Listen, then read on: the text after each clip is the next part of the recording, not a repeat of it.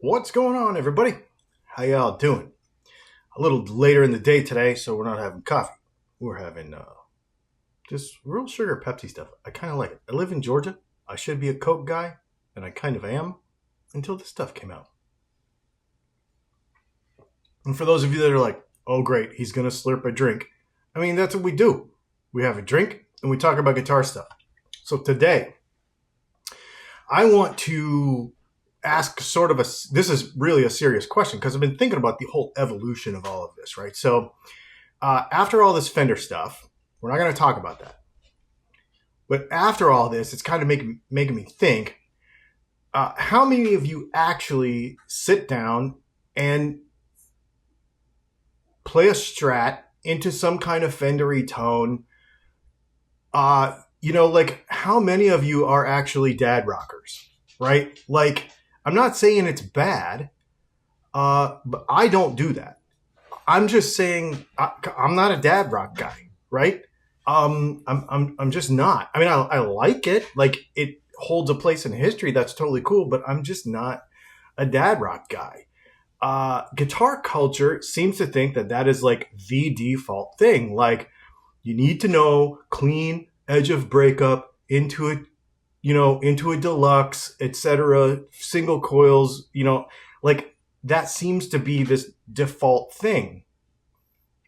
Like, the industry standard is, Strat, Telly, Fender combo, tube screamer, like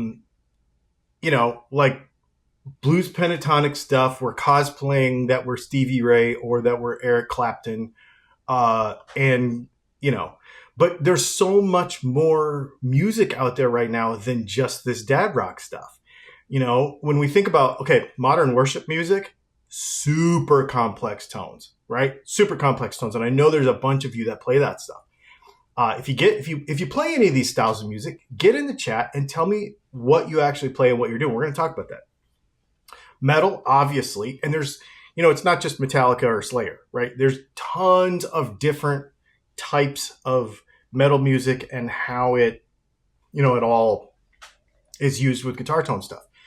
Shoegaze, a lot of the indie stuff, which is going to be, kind of more back to your dad rock thing, but a little grittier. There's a lot of pop music. Now, a lot of people want to discount somebody like Machine Gun Kelly, but if you've ever listened to, what's his name? Justin Guitar, I think is his name. Dude, there's some freaking amazing guitar players in pop music.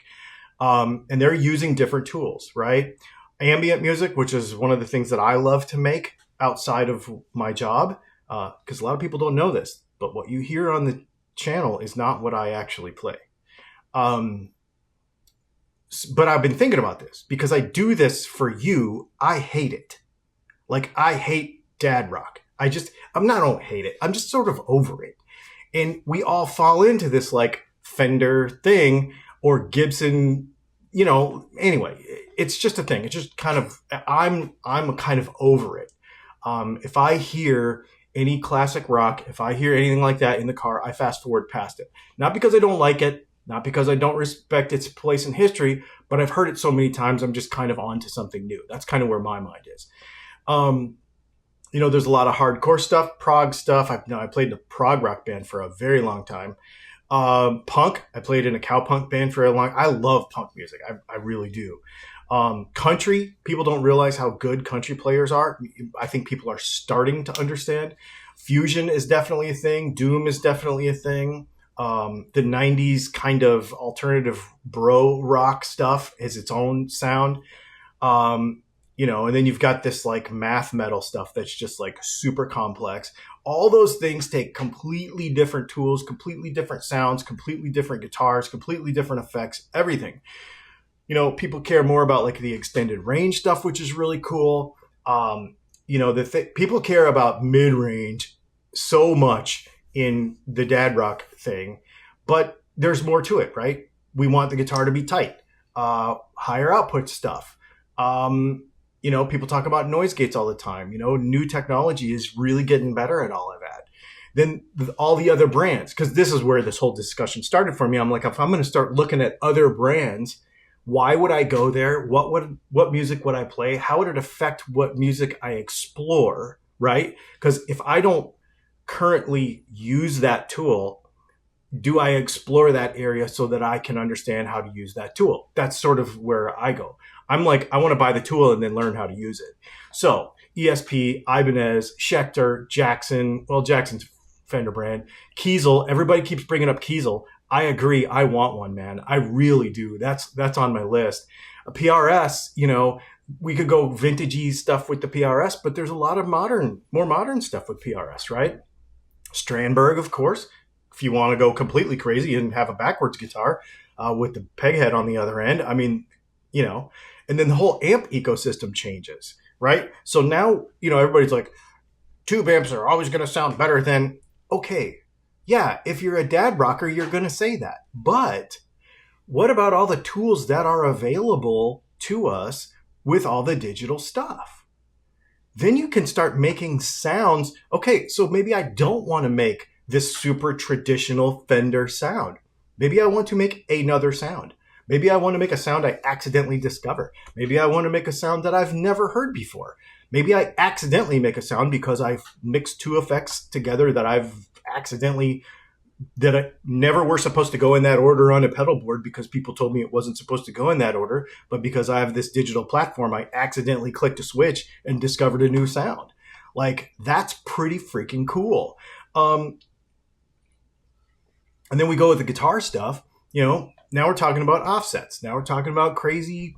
Now we're talking about crazy shapes. We're talking about weird sound texture changes.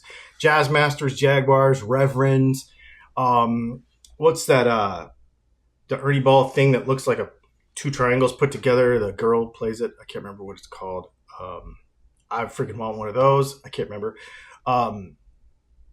Yeah, all that stuff. We start thinking about all these different things that we could do. So here is my question for all of you. All of those different sounds need different things. They need different tools, right? The guitar industry is in this weird nostalgia trap where they just want this old stuff again. And I believe that is the reason why we are where we are, right? Let's not talk about Fender. Let's just talk about guitar culture in general. That's where we are. Because vintage, because Strat, Tele, Les Paul, SG, right? The 5 basic shapes, 335. You know what I mean? So younger players, maybe they don't want that. I bring this up all the time. My daughter's 25, okay?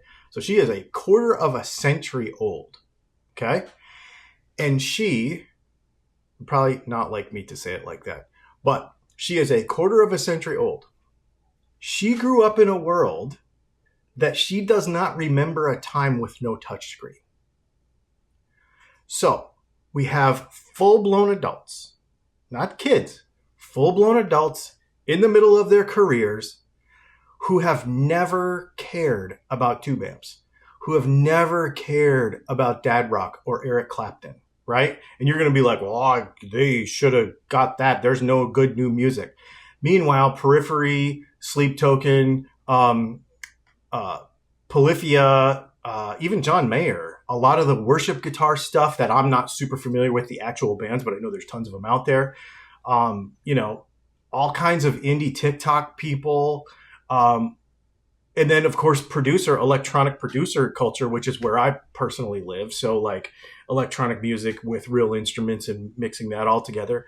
That kind of stuff is a thing that there are full-blown adults with memory of a childhood that has a touchscreen in it and digital stuff are doing, right? And so they're in a completely different space. So I want to know, what do you actually play?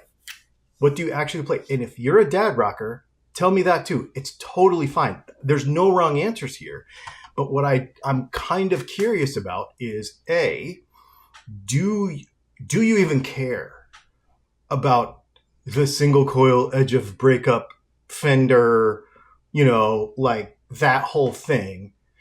Or do you go a completely different direction? Maybe you're a full-blown Ibanez guy. Maybe you're a full-blown, I like metal, I like this, I'm a shoegaze guy, whatever. Or maybe you're like me, where you're kind of in the middle, where you're just like, I grew up with this dad rock stuff, but I want to continue to explore new things. I'm just interested in it. Um, our customers, here's what I'm going to tell you, our customers are generally wanting to go more modern. Even with the questions they ask when they order pickups are often, I want to be able to do the vintagey stuff, but I need something more versatile that can go more modern in this case. So maybe they like the classic rock stuff, but they play in a worship band, or they're exploring new music, so they want more versatility, which is what we specialize in. So it's super cool.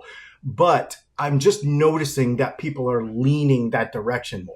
So I'm just sort of curious as to your comments on this. Get in the chat and let me know. Are we dad rocking or are we doing something else?